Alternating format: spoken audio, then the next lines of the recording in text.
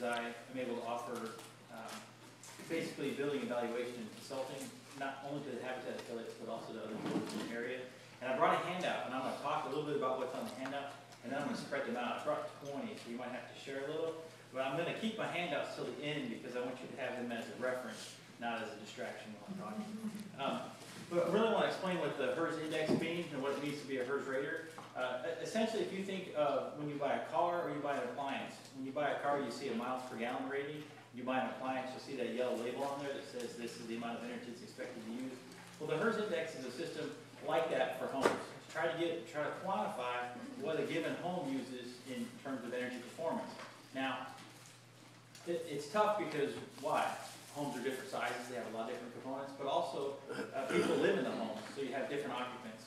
So what the HERS index has done is it standardized the occupants based on a typical profile. So between homes, the people who live in it would be the same, so then you can evaluate the house itself. So that would allow you to look at a house and say, if this house had different windows, would it be a better house? If this house had different insulation, would it be a better house? And you just standardize the people who live in there. So that, as we know, this house, if it was lived in with a family with small children, or a family with teenagers, or a retired couple, they would have different energy use because of the people that were in there. But this way, standardizing that allows you to compare house A and house B. So a homeowner could build 3 houses in a row that look essentially the same from the outside, but because of the energy features that they've chosen, you're then able to evaluate them based on those energy features. And that HERS index, then it's based on an index of 100, meaning 100 is a home that was a standard home built in 2004, and every one number indicates a 1-point reduction or 1% reduction in energy usage. Now, it's probably something you hadn't heard of. You may have heard of it before briefly, but I just got some numbers from ResNet, who is the agency or the body who has created this index, that 40% of new homes sold last year had a HERS index created for that home, and a lot of builders have started using that as a way to help show that their house actually has better performance than houses nearby that look the same. And that's up from just a few years ago where only 20% of new homes had a HERS index. So it's something to start to hear more of.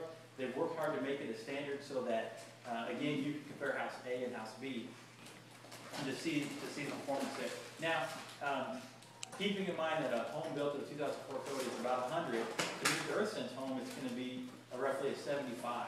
So this home is about 25% more efficient than a home that was built just a few years ago. And in fact, if you look at forward-looking in the code, what we might be expecting in the 2012 or 2015 codes, this home is very competitive, even with homes that might be built 6 years in the future. So it really is a way to look at, how can I have a good house for today, but also how can it be competitive with homes that will be coming out of the market in the future. And so what part of the way you achieve this rating is you look at the building components. You actually do some testing on the house. One of the things that we did just a couple days ago is we put a blower door up, and it's basically a big fan you put in the door, and that allows you to see how much air is moving through the walls. So you can quantify how much leakage is coming through this building, how much outdoor air will have to condition or recondition. How well do the ducts hold the air inside the ducts? When you build a new house and they put the plumbing together, they have to pressure test that to know that there's no leaks in it. But when you build a new house and you put ductwork in it, for the most part in the code, you don't have to test that. So existing homes often have as much as 20% of the air that's heated and cooled lost through the ductwork. And if the ducts are in the attic, that's money you just sent to the attic. So being able to test those things allows you to see what the actual leakage is and to make improvements. And then there's the software modeling that comes up with this energy performance. And the neat part about the energy modeling is where you're able to help the builder to make decisions. So while you probably heard a lot of hype about windows and spray foam and some other items, well, if you see on the windows here, they actually have performance numbers on the windows. So you can plug those performance numbers into the software and say, this window will help or hurt. This type of insulation will help or hurt. And it allows you to make a decision based more on cost to benefit than just versus the advertising. So working as an independent person, I'm not selling one product or the other.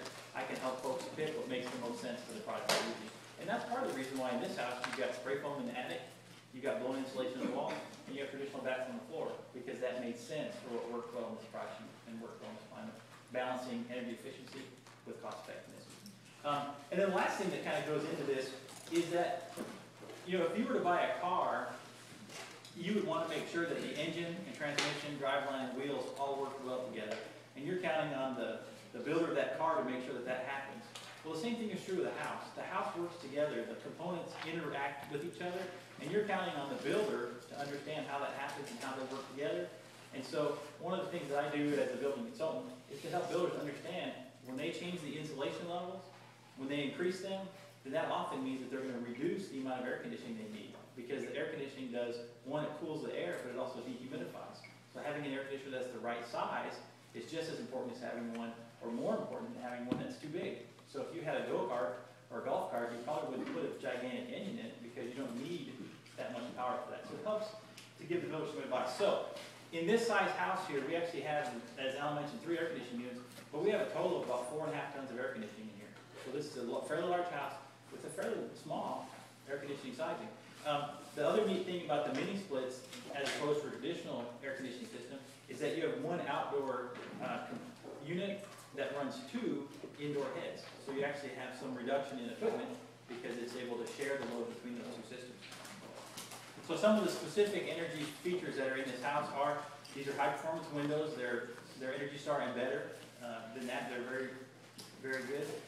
The insulation that we talked about, we balanced the performance of those items in different areas for what works well there. And then when you look beyond that, you start looking at some of the equipment. So we've got the high efficiency equipment, air conditioning and mini splits, also the high efficiency lighting, and then water heating. Water heating is about 20 to 25% of your energy costs in the house. So when you can use a product like this heat pump water heater, that comes to your water heating portion of your bill. That particular unit will cut that roughly in half. So that's about a 10% savings in your total bill just with that one choice.